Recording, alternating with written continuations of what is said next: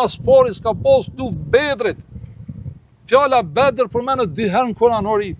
Edhe nuk ka të bëjë me luftën që she paramendojnë. Folja është në kohën e tashme, entum.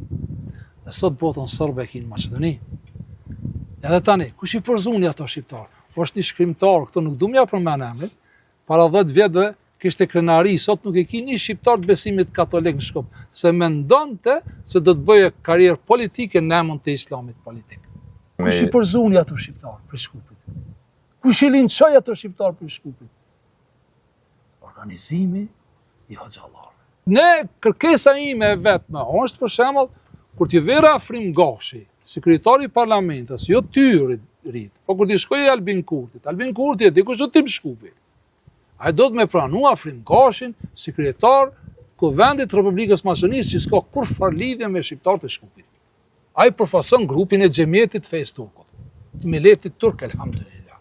Unë thënë jam shqiptar, ai thotë jam musliman. Jetojmë në një botë liberale. Po jetojmë në liberale. Atëherë ai nuk do të më thirr në emën të shqiptarisë. Si thush je musliman, marrë ke punë. Po s'lidhje ko lufta e Bedrit, mas pari s'ka pas luftë Bedrit. Fjala Bedr përmenet 2 herë në Kur'anorit. Edhe nuk ka të bëjë me luftën që she paramendojnë. Folja është në kohën e tashme, entum. Maqedoni këto probleme. Me laçet, engjët zbresin tash tonë. Se ti ke këto probleme shqiptare? Ku janë rënjet e gjithë kësaj polemike? Po ato mendojnë, ashtu tash. Jo, se është diçka duhet të ketë ndodhur. Kur ka ikë perandëria osmane, atje që e sheh ka qenë laxha e shqiptarëve të besimit katolik, kanë qenë aristokrat.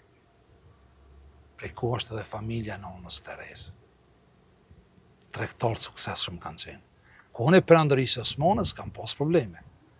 Po kur ikë perandëria osmane, vjen Jugoslavia e kralit që i themi ne, atëherë fillon deshqiptarizimi i Maqedonisë.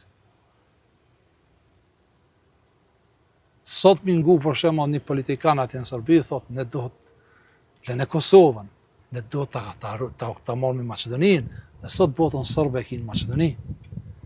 Edhe tani, kush i përzuni ato shqiptar? Është një shkrimtar, këto nuk du m'ja përmen emrin, para 10 vjetëve kishte krenari, sot nuk e ki një shqiptar të besimit katolik në Shkup, se mendonte se do të bëje karierë politike në emën të islamit politik.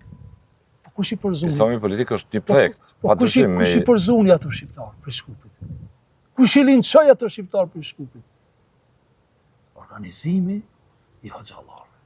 Edhe për fat keq një pjesë e tyre kanë ardhur prej Kosovës dhe prej Luvindës Preshevës. Hoxhallarët kishin gusht për defakturizimin e shqiptarëve këtu, për larguar shqiptarët. Ato që kanë punuar për Jugosllavinë e kralit. Me linçu.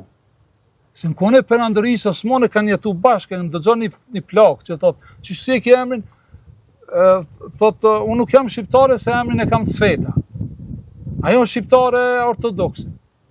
Kohën e perandërisë osmane vetë thotë e ki edhe ty edhe unë dëgjojmë, thotë se ne s'kim pas dallime mes atyre ku kanë besu njerëzit. Kjo ka ardhur kur e merr Jugoslavia e Beogradit. Se Beogradit çka i ka interesuar? Me botë shqiptarizimin. Sot nuk jetu e paraqit gjendën fare më mirë këtu në Maqedoni. Jo sot. Kur po më flet se si politikanë kërkojnë vota për fe, për Gaza, për ato.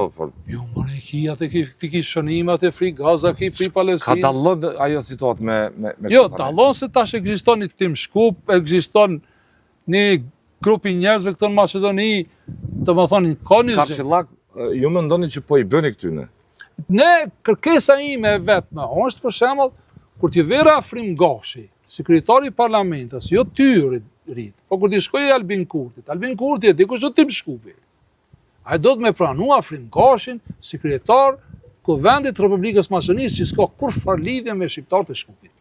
Ai përfason grupin e xhemietit Fes Turkut, të milletit turk elhamdulillah. Jo shqiptarin, thua? Jo. Po t'i themi kështu, mbase do të ofendoj. Mirë, për shembull, kush? Afrim Gashi mund të ofendoj kur parlamentar. Ja tham nërsi, ja vlla, me që to thirrëm debat, unë e vej. Unë jam kundra mos me qenë kryetari i parlamentit. Po jo, që ti themi se si e shqiptar, mbase mund të ofendoj ai. Jo. Pa i ta thot hapta, se ku e ki kiblën, Afrim e kam thonë kiblën e kam çabe. Kur më pyet shmu, ku e kam kiblën? Ku e kam kiblën? Shqipëri, thu. Shqipëri, valla, krima veti, jemi deputat kundërta, po. Unë thëmë jam shqiptare, e thot jam musliman. Jetojmë në një botë liberale. Po jetojmë në liberale. Atëhera ai nuk do të më thirr në emën të shqiptarisë. Po thot shqiptar, ma kom lind shqiptar, thot. More njeri, ai nuk ka lind shqiptar, se me pas lind shqiptar, e trason rrugën e shqiptarisë. Ai ka kible të qabën, ai thot jam musliman.